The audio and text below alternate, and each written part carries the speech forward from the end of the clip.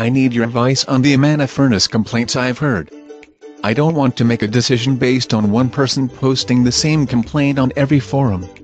I know Amana made great silverware, but their appliances are problematic.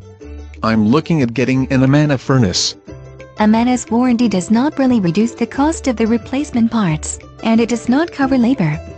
Most warranties do not cover labor anymore, just like many AC warranties do not cover Freon or the labor to recharge it, even if it replaces the leaky part. Amana has more than a leaky part. The condensation pumps die, the motors die, the fans die. I'm not a fan of that. There are a lot of complaints about their customer service, eager to sell an extended warranty but slow to arrange service under the warranty.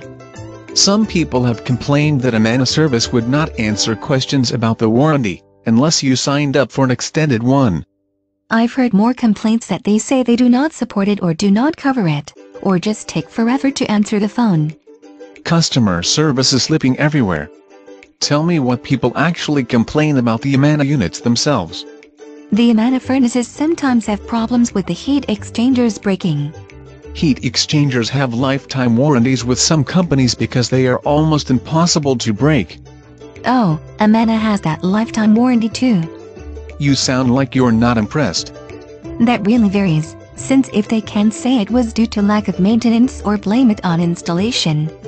That lifetime warranty does not matter even when the heat exchanger does break or leak. A leak means something is broken, somewhere. And the irony on the heat exchanger is how often it is recommended because it is so efficient. There are more complaints about the control boards breaking. In theory, a dead furnace is more efficient than one that is operating. I'm assuming this is something a reset won't fix. You're lucky if you are just climbing down into a cold basement to reset it to get the heat on. Doing that a few times is what you try, while debating how long you can stand it before you call for service. Hit the reset too often and it locks up for safety reasons. Then you're stuck turning the furnace off at the breaker and hoping it comes up after rebooting the control panel the really hard way. It is no harder than dealing with my family's cold shoulder while we freeze waiting for a service person to show up.